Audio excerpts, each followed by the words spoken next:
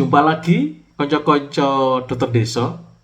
Kali ini saya akan mengulas tentang suatu operasi yang banyak dijalani oleh wanita di Indonesia dan juga di belahan dunia yang lainnya, yaitu operasi melahirkan atau operasi sesar. Apa itu operasi sesar?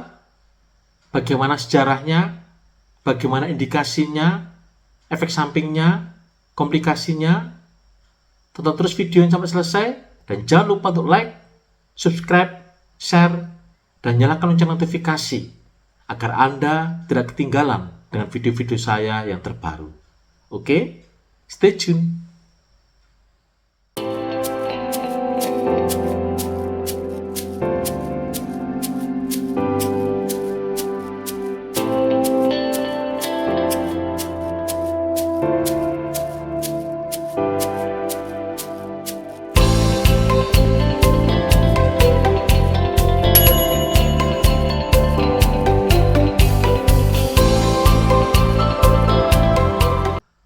Operasi sesar adalah operasi yang banyak dijalani oleh wanita di Indonesia dan juga di belahan dunia yang lainnya. Operasi ini telah dikenal cukup lama, jauh sebelum era Julius Caesar, Kaisar Romawi yang terkenal itu, dan telah mengalami perkembangan yang sangat pesat. Dahulu, seorang ibu yang menjalani operasi sesar tidak pernah selamat. Namun sekarang ini, angka kematian akibat operasi sesar sangatlah rendah. Operasi sesar telah banyak menyelamatkan baik nyawa ibu maupun bayi yang tidak bisa lahir melalui prosedur berjalan normal. Dahulu, persalinan adalah suatu momen yang sangat berisiko, suatu momen antara hidup dan mati. Jika seorang ibu gagal melewati persalinan normal, maka kematian akan segera membayang. Namun sekarang ini, dengan kemajuan teknik operasi sesar, dengan kemajuan dalam bidang pembiusan, dalam bidang aseptik, antiseptik, dan juga bidang sterilisasi dan antibiotika, maka hal ini telah banyak merubah tempat jadi.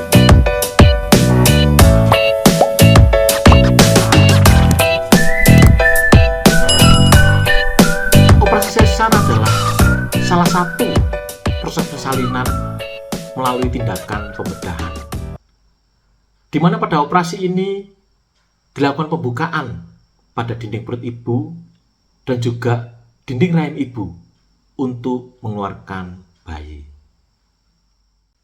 Untuk menghilangkan nyeri saat operasi, maka dilakukan pembiusan, di mana pembiusan pada umumnya dilakukan dengan dua cara. Yang pertama adalah dengan pembiusan regional, di mana ibu dibius sehingga dari mulai pusar sampai kaki, ibu tidak merasakan nyeri, namun ibu tetap sadar. Dan yang kedua adalah dengan cara pembiusan total, di mana ibu dibius hidung tidak sadar.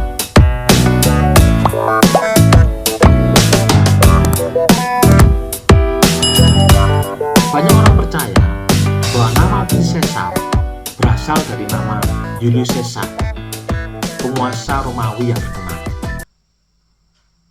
Banyak orang yang meyakini bahwa Julius Caesar merupakan anak pertama yang lahir melalui suatu prosedur operasi sesar.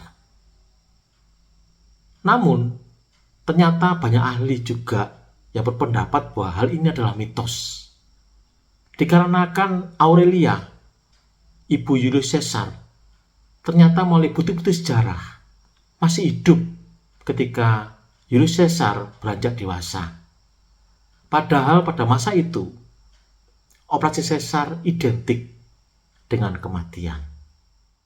Dari banyak temuan sejarah, ternyata terungkap bahwa operasi sesar telah ada jauh sebelum Julius Caesar lahir, yaitu sekitar 700 tahun sebelum Masehi. Banyak ahli yang juga berpendapat bahwa nama operasi sesar berasal dari bahasa Latin, yaitu sedar, yang artinya adalah memotong. Pada masa itu, juga ada hukum yang namanya Lex Caesaria, suatu hukum yang lahir jauh sebelum Julius Caesar lahir. di mana pada hukum ini menyatakan bahwa seorang wanita hamil yang meninggal tidak boleh dikubur bersama dengan bayinya. Oleh karena itu, banyak ahli yang berpendapat bahwa operasi sesar pada masa itu dilakukan pada ibu-ibu hamil yang gagal melewati proses persalinan normal. Ibu-ibu hamil yang dalam kondisi sekarat kritis dan dilakukan untuk mengeluarkan bayi, sehingga ketika ibu itu meninggal, maka dia tidak terkubur bersama dengan bayinya. Dahulu, angka kematian akibat operasi sesar sangatlah tinggi, di mana ibu hamil meninggal karena perdarahan maupun infeksi akibat dari operasi sesar. Dari banyak teman sejarah, terungkap bahwa operasi sesar yang pertama kali bisa menyelamatkan nyawa ibu dan bayi terjadi pada tahun sekitar 1580-an. Uniknya, ini dilakukan bukan oleh ahli kebidanan, tetapi oleh seorang penyembelih atau jagal babi yang bernama Jakub Nuver. Di mana pada masa itu, istri Nuver mengalami kesulitan dalam melahirkan normal, meskipun sudah dibantu oleh 13 bidan. Kemudian Nuver meminta izin pada otoritas setempat untuk mengoperasi istrinya. Dan setelah izin diberikan, maka Nuver melakukan operasi sesar pada istrinya. Dan ternyata istri dan bayinya kemudian selamat. Setelah ratusan tahun berlalu, melalui banyak penemuan-penemuan di bidang teknik pembedahan, di bidang pembiusan, aseptik, antiseptik, sterilisasi, antibiotika, dan sebagainya, maka sekarang ini prosedur operasi sesar memiliki angka kematian yang sangatlah kecil. Banyak sudah ibu-ibu dan juga bayi-bayi yang selamat melalui prosedur operasi sesar setelah gagal melalui prosedur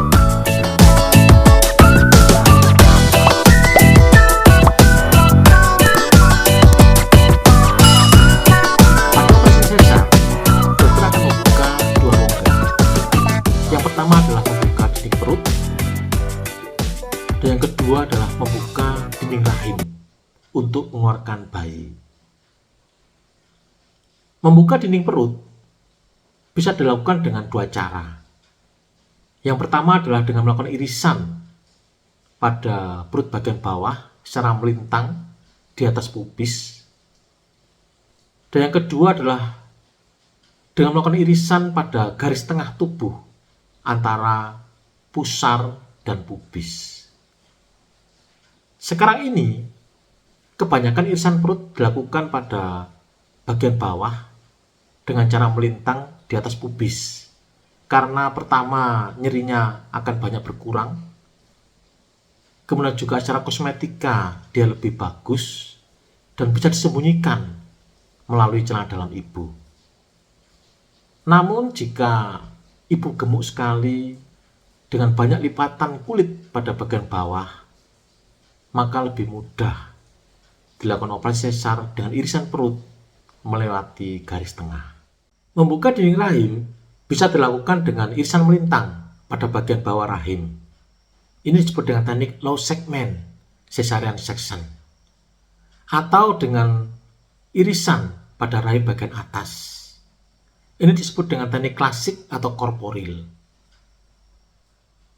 Namun sekarang ini, jika tidak ada hal khusus, maka biasanya irisan rahim dilakukan pada bagian bawah rahim dengan cara melintang.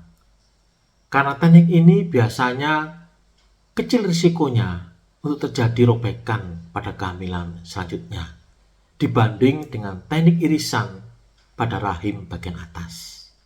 Sayatan pada dinding perut tidak selalu sama dengan sayatan pada dinding rahim.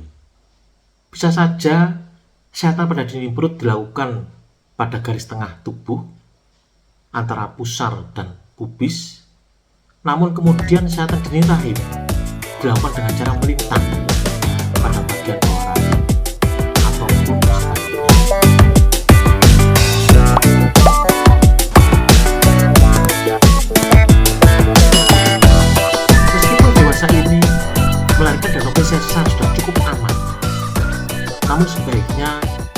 Melahirkan dan operasi sesar dilakukan atas sebab yang jelas. Dikarenakan angka kesakitan dan kematian meskipun sudah sangat rendah, tetapi masih lebih tinggi dibanding melahirkan melalui proses persalinan normal. Persalinan memang tidak selalu bisa berjalan normal. Terkadang ada beberapa kondisi yang akhirnya mengharuskan seorang ibu harus melahirkan secara operasi sesar. Contohnya adalah misalkan ibu hamil dengan panggul yang sempit dengan bayi yang besar. Yang kedua, misalkan ibu hamil dengan plasenta yang menutupi total jalan keluar. Yang ketiga, misalkan ibu hamil dengan letak lintang, dengan bayi letak lintang. Yang keempat, misalkan kegawatan janin dan sebagainya. Kondisi-kondisi di atas seringkali menyebabkan seorang ibu akhirnya harus melahirkan melalui operasi sesar. Dan jika dipaksakan melahirkan normal, maka akan sangat berisiko, sangat berbahaya.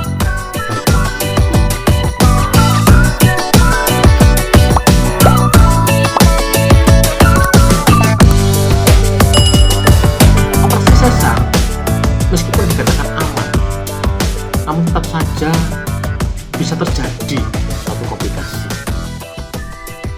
di mana komplikasi ini bisa berupa komplikasi jangka pendek maupun komplikasi jangka panjang. Komplikasi jangka pendek akibat daripada operasi sesar, contohnya adalah yang pertama, perdarahan. Perdarahan adalah komplikasi yang tersering pada operasi sesar, di mana sebenarnya perdarahan pada waktu operasi bisa diramalkan.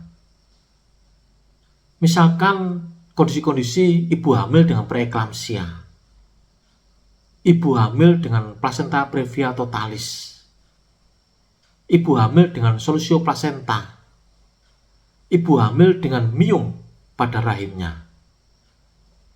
Ini adalah kondisi-kondisi yang bisa menyebabkan perdarahan banyak pada waktu sesar.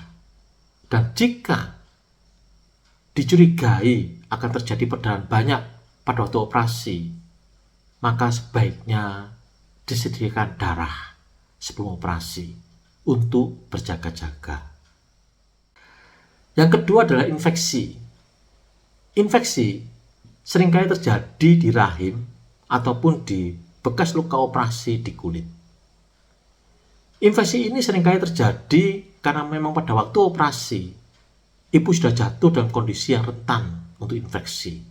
Misalkan adalah ibu hamil dengan ketuban yang pecah sudah lama, atau ibu hamil dengan persalinan lama, sulit, dan akhirnya gagal lahir dan terpaksa harus dilakukan operasi sesar. Risiko infeksi bisa dikurangi lewat teknik operasi yang baik dan juga pemberian antibiotika, baik sebelum operasi maupun setelah operasi. Komplikasi jangka pendek yang ketiga adalah melukai organ yang lain. Meskipun jarang, karena beberapa kondisi, misalkan adanya perlengketan yang hebat, maka bisa saja operasi sesar melukai organ yang lain. Yang paling sering adalah melukai kantong kencing, saluran kencing, maupun usus. Dan jika didapatkan perlukaan pada organ lain, maka harus segera diperbaiki sebelum operasi sesar diselesaikan. Yang keempat adalah tromboemboli, yaitu suatu pembentukan gumpalan darah pada daerah vena dalam. Yang tersering adalah vena pada daerah tungkai maupun pangkal paha, dan seringkali menimbulkan nyeri yang hebat setelah operasi. Yang kelima adalah komplikasi anestesi. Misalkan anestesi spinal seringkali menimbulkan nyeri kepala dan nyeri punggung.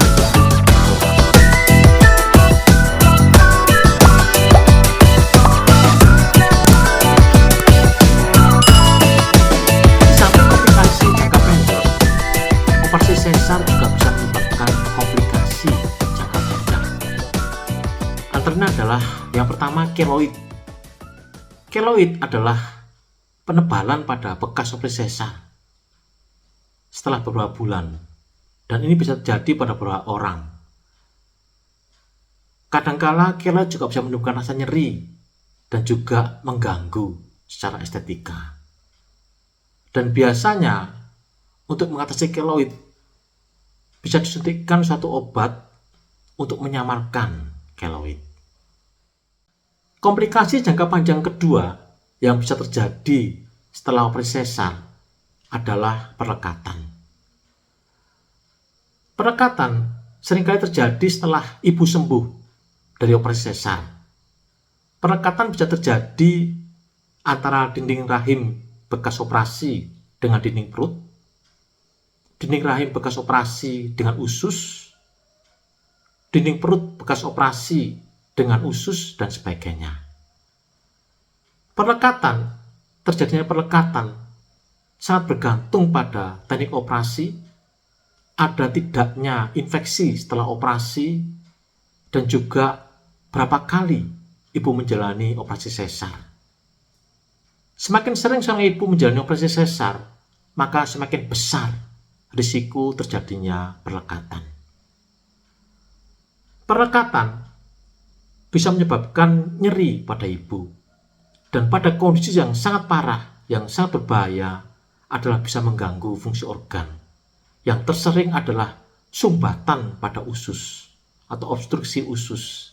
Dan biasanya kalau ini terjadi dan dalam kondisi yang cukup parah, maka seorang ibu harus dilakukan operasi untuk membuka sumbatan usus. Komplikasi jangka panjang ketiga adalah robekan rahim pada kehamilan selanjutnya. Robekan rahim pada kehamilan selanjutnya sangat jarang terjadi, dan terkadang bisa terjadi karena insisi pada operasi sebelumnya dilakukan dengan teknik korporil atau irisan pada rahim bagian atas. Oleh karena itu, teknik ini sekarang sudah jarang dikerjakan dan hanya dikerjakan pada kondisi-kondisi khusus.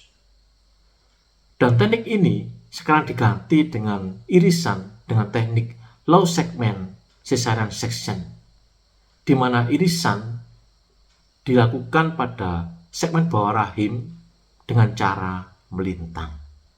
Komplikasi jangka panjang keempat adalah plasentasi yang tidak normal. Pada ibu hamil dengan riwayat persalinan sesar pada kehamilan sebelumnya, berisiko mengalami plasentasi yang tidak normal. Bisa berupa letak plasenta yang tidak normal pada bagian bawah rahim, misalkan plasma previa, atau gangguan perlengketan plasenta atau spektrum plasenta.